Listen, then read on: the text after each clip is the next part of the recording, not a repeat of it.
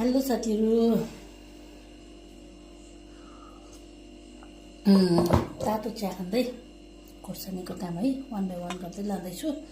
अब यसलाई चाहिँ मजाले केलाएर घाम बफाएर चाहिँ अब यसमा मुटुमा पकाउने हो। बफाएर चाहिँ सुकाउने। पहिला चाहिँ मैले कसो गर्थेँ भने बक्बक पानी उमालेको ठाउँमा नै के अरे लगाएर खोर्सानीसँग उमाल्थेँ।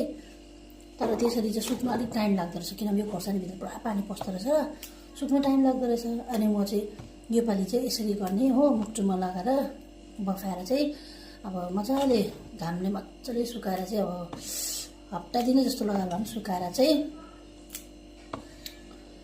मजाले चौडी परेपछि चाहिँ है त्यहाँदेखि चाहिँ खुम हुन्छ नि, मजाले सुक्छ नि, ड्राई हुन्छ नि। तर त्यहाँदेखि चाहिँ थन्काउने बारीमा अर्को पालि बर्खा हामी अब घर आमाले त अगाडिबाटै सोचिहाल्नुपर्छ है।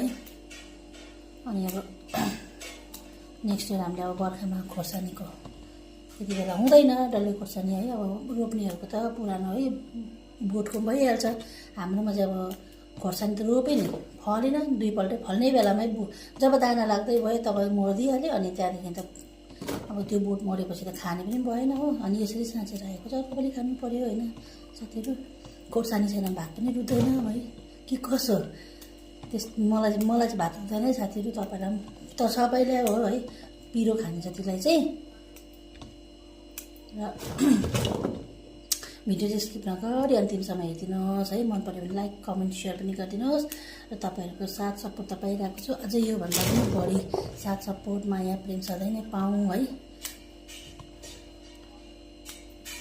भन्दै म फटाफट फेरि अब यो सकेर अर्को प्रोसेस के गर्छु म तपाईँलाई देखाउँदै जानेछु है। हुन त प्रायःलाई आइडिया त छ, याद छ, र भए पनि अब त्यस्तै हो नि। अब कतिजना जान्ने, कतिजना नजान्ने, कति चाहिँ है भिडियोको मार्फतद्वारा पनि हेरेर गर्छ होइन। त्यो भएर चाहिँ जानेको कुराहरू हामीले राख्नु पनि पर्छ है। त्यही भनेर चाहिँ मैले चाहिँ गर्दैछु, भिडियो बनाएर पनि हाल्नेवाला छु, हेर्दै गर्नुहोस् होला है। So welcome back to my blog है, चोङ्स भिलेज ब्लग। र सबैजनालाई म खाम्री म टाँसी दिँदै भन्दै है म यो वान बाई वान देखाउँदै जानेछु। अब यो चाहिँ मेरो बसाउनुलाई रेडी भएको है साथीहरू, सो त्यही गर्नुहोस् होला।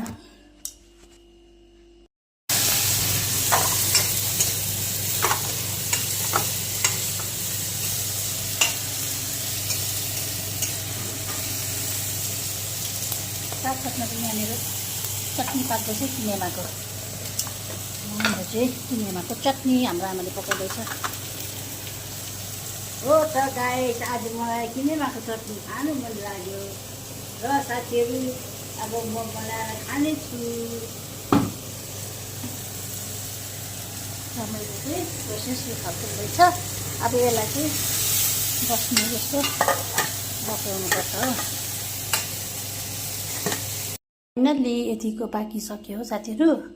हामीले चाहिँ यतिको पकाउनुपर्छ। हेर्नुहोस् त, यो पकाउँदाखेरि चाहिँ यसरी आफै चौडी पर्छ हो।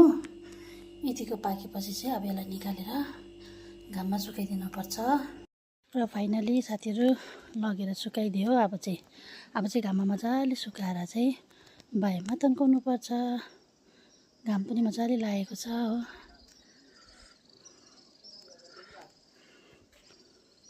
So thank you for watching. Till then, bye bye. See you in the next video.